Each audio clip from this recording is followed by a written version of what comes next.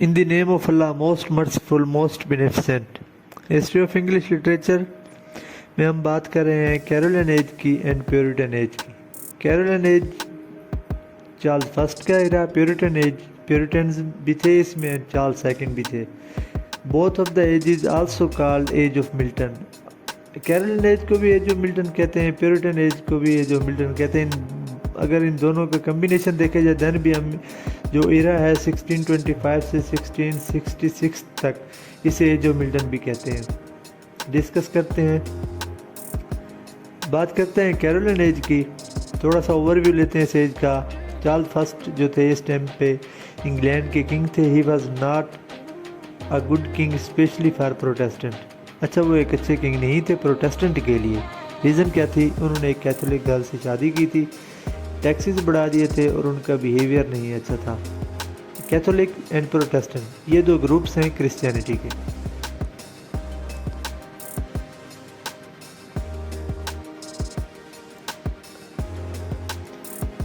अब ये देखते हैं कि चार्ल्स फर्स्ट के अगेंस्ट कौन था और किसके साथ चार्ल्स फर्स्ट की लड़ाई चल रही थी। चार्ल्स फर्स्ट क्या चाहते थे एंड चार्ल्स फर्स्ट के जो सपोर्टर थे उन्हें कैवेलियर्स कहा जाता है, एंड जो प्योरिटन थे वो चार्ल्स फर्स्ट के अगेंस्ट थे। और उन्हें मतलब पार्लियामेंट भी उन्हें कहते हैं कि पार्लियामेंट जैसे अपोजिशन हम कह सकते हैं, प्योरिटन्स एंड कैवेलियर्स। अब ये एक दूसरे के खिलाफ थे। प्योरिटन्स को लीड कर रहे थे ओलिवर क्रोमवेल एंड कैवेलियर्स को जो लीड कर रहे थे वो चार्ल्स फर्स्ट थे। 7 साल तक ये लड़ाई उनके दरमियान लड़ी गई। 7 साल तक जो कंट्रोवर्सीज चलती रही आपस में। देन ये डिसाइड हुआ कि चार्ल्स फर्स्ट को जो है सीट से हटाया जाए। ये इंग्लिश हिस्ट्री के पहले ऐसे किंग हैं जिन्हें मतलब सज़ा के तौर पर फांसी दी गई थी। इससे पहले किसी भी बादशाह के साथ ऐसा नहीं हुआ था।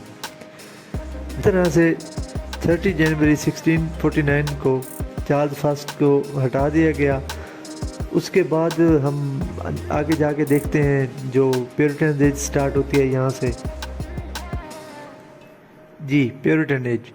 After the death of Charles first Oliver Cromwell take charge of England. इसका मतलब ये जो हुकूमत थी वो अब प्योरिटन्स के हाथ आ गई। क्रोमवेल ने अपना जो सारा सिस्टम था, जो गवर्नमेंट का सिस्टम था, वो अपने बेटे को सौंप दिया। बिल्कुल भी उसके बेटे ये नहीं जानते थे कि कैसे चलाना है सिस्टम को।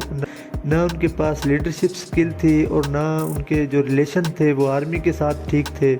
इस तरह से तो वो मैनेज नहीं कर पाए सिस्टम को सारे को। देन कुछ टाइम के बाद उन्हें भी हटा दिया गया। चार्ल्स सेकंड आए। Charles second was son of Charles first. अच्छा जी, चार्ल्स फर्स्ट क्योंकि एक किंग के बेटे थे, वो जानते थे कि कैसे मैनेज करना है गवर्नमेंट को, कैसे लोगों के साथ डील करना है। जो सिस्टम काफ़ी टाइम से मैनेज नहीं हो रहा था, इनके एरा में आके फिर मेंटेनेंस हुई, फिर उसमें क्या कह सकते हैं हम, तरक्की होने लगी इंग्लैंड की। अच्छा जी, अब दोनों एजेस का हमने ओवरव्यू ले लिया। अब हम बात करते हैं लिटरेचर की। इस एज का लिटरेचर, इसमें ज़्यादा बार लिखा गया पोइट्री पर, ड्रामा पर भी नहीं लिखा गया, प्रोज पर भी इतना ख़ास नहीं है, पोइट्री पर है। इसमें 2 टाइप्स ऑफ पोइट्री हैं। एक कैवेलियर्स पोइट थे एंड एक प्योरिटन्स पोइट थे। कैवेलियर पोइट में जो मोस्ट इंपॉर्टेंट थे वो Thomas Carew, Richard Lovelace, Robert Herrick and John Suckling. ये इंपॉर्टेंट पोइट थे उस टाइम के। जो कैवेलियर पोइट थे वो चार्ल्स फर्स्ट के साथ थे एंड जो प्योरिटन थे वो ओलिवर क्रोमवेल के साथ थे।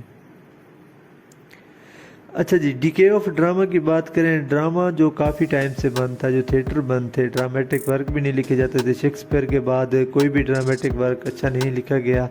अब ये स्टार्ट हुआ चार्ल्स सेकंड के एरा में, प्योरिटन एज में ये दोबारा फिर रीओपन हुआ, थिएटर को ओपन किया गया और ड्रामेटिक वर्क भी लिखे गए।